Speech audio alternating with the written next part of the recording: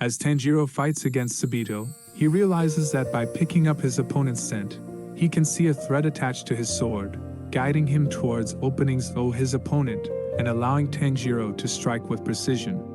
With this newfound technique, Tanjiro emerges victorious against Sabito. However, during their battle, Urokodaki appears and reveals that he initially had no intention of sending Tanjiro for the final selection, as he didn't want to see more children die. Nevertheless, Urokodaki is impressed by Tanjiro's progress and embraces him. Later that night, Urokodaki prepare a feast for Tanjiro. During the celebration, Urokodaki warns Tanjiro about the challenges he will face in the future. He presents Tanjiro with a magical warding mask, a protective item for demon slayers. The next morning, Tanjiro bids farewell to Nezuko and sets off on his journey. Before departing, Tanjiro asks Urokodaki to convey his farewell to Sabito and Makomo, surprising him with his knowledge of the deceased children. Arriving at Wisteria Flowers Valley, Tanjiro is greeted by the sight of abundant wisteria flowers, even though it is not the usual blooming season. He realizes that there are many other children participating in the final selection. At Mount Fuji Kasane, two girls welcome the participants and provide an orientation about the captured demons being held there. The demons are unable to leave due to the presence of the wisteria flowers, which they despise. To pass the final selection, the candidates must survive for 7 days in this treacherous environment. Tanjiro devises a plan to head east, where the sunlight will reach first, rendering the demons powerless. However, before he can execute his plan, demons attack him. Remembering his training in water breathing and total concentration techniques, Tanjiro sees the threads attached to the demons and strikes with precision, successfully killing them. He recalls Urokodaki's teachings about targeting the demons' weak necks and using the sun blades he was given to defeat them. Suddenly, Tanjiro encounters a hand demon with multiple arms. He protects the child from the demon's attack but finds himself trembling in fear. The hand demon recognizes Tanjiro as Urokodaki's student due to his fox warding mask and curses Urokodaki for capturing and imprisoning him for the past 47 years. The hand demon reveals that he killed all of Urokodaki's students, including Sabito and Makomo. Overwhelmed by grief and anger, Tanjiro musters his strength and focuses on his breathing techniques and total concentration. He sees the thread attached to the hand demon's neck and strikes with all his might, beheading the demon. As the hand demon fades away, Tanjiro senses a scent of sadness emanating from it. Moved by compassion, Tanjiro prays for the demon to be reborn in a better life, expressing his wish for redemption. Tanjiro stood amidst the haze, his victory against the hand demon. As he looked around, he saw the figures of all the students of Urokodaki, including Makomo and Sabito, observing his triumph. In that fleeting moment, Tanjiro believed that they had returned to their home and to their beloved master Urokodaki. Afterward, Tanjiro continued his mission, slaying several demons along the way. Filled with determination to find a cure for Nezuko, who had turned into demon, he inquired from demons about any potential solutions. However, his efforts proved futile, leaving him with a sense of helplessness. Finally, Tanjiro arrived at the wisteria fields, where the sun began to rise. To his surprise, only 3 other children had successfully survived the final selection. Just then, a group of Kasugai crows appeared, serving as their means of communication. One of the survivors, overcome by frustration, grabbed one of the girls by her hair in an attempt to seize his sword.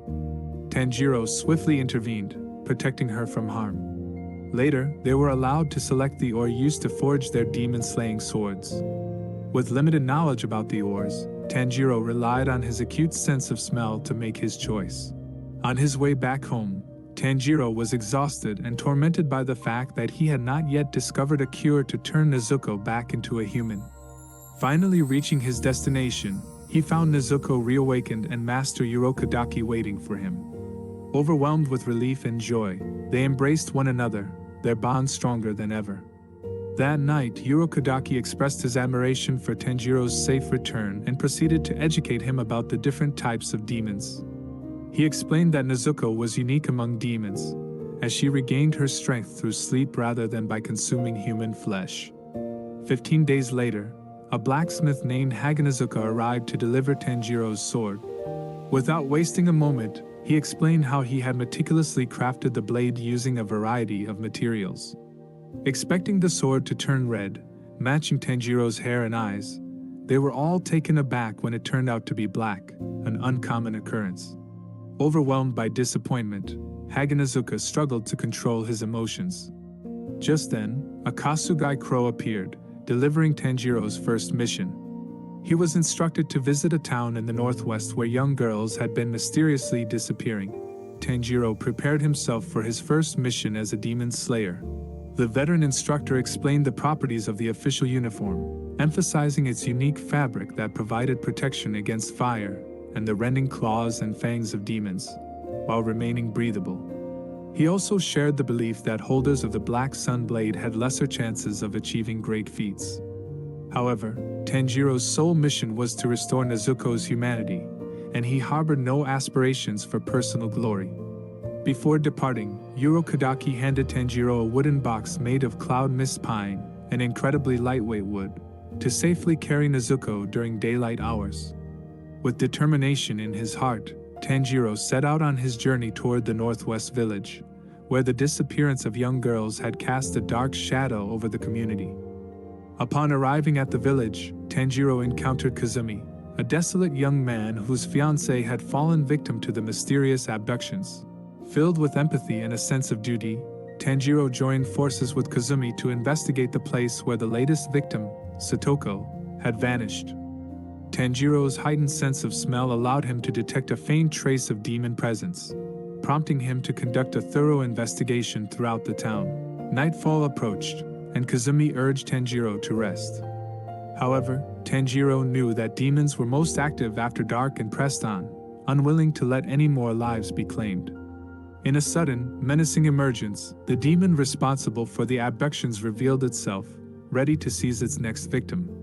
With remarkable agility and reflexes, Tanjiro swiftly intercepted the demon's attack, rescuing the endangered girl from its clutches. To Tanjiro's astonishment, the demon known as the Swamp Demon possessed not one, but two clones of itself.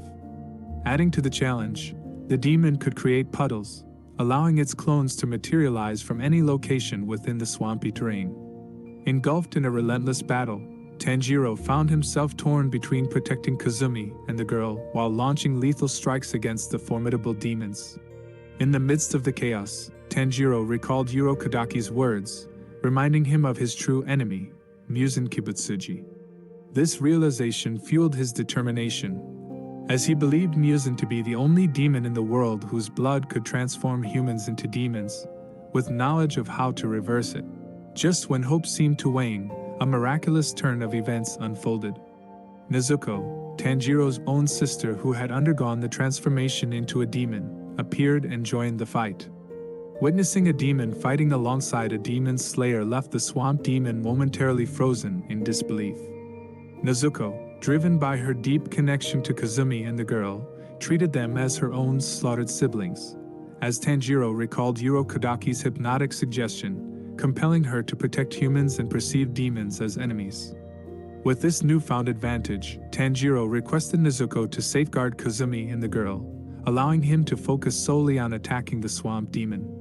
Determined and unwavering, the siblings fought side by side, combining their strength and coordination to throw the swamp demon off balance. Employing clever strategies and exploiting the demon's weaknesses, they persisted in their assault. As the demon clones closed in on Tanjiro, he honed in on their scent and detected an opening thread to their existence.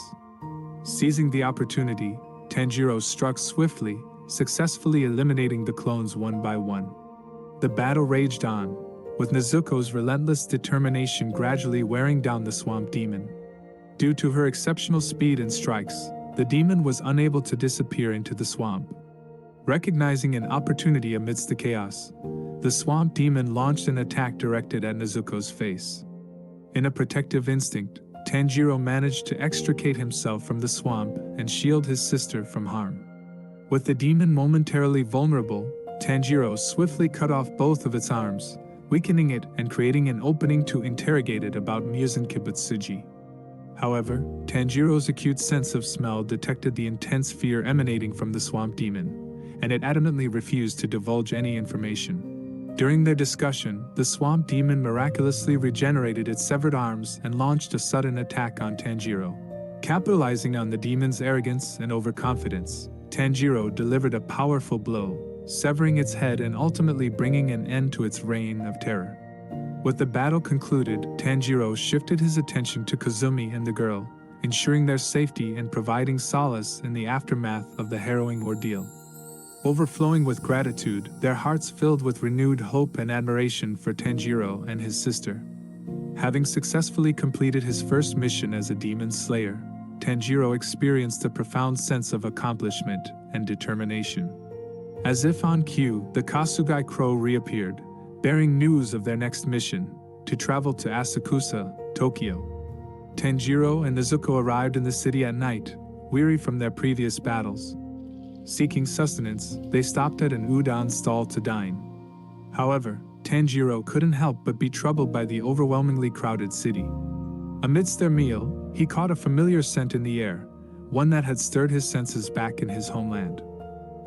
Driven by curiosity and a sense of foreboding, Tanjiro followed the scent passionately, only to come face to face with an astonishing sight.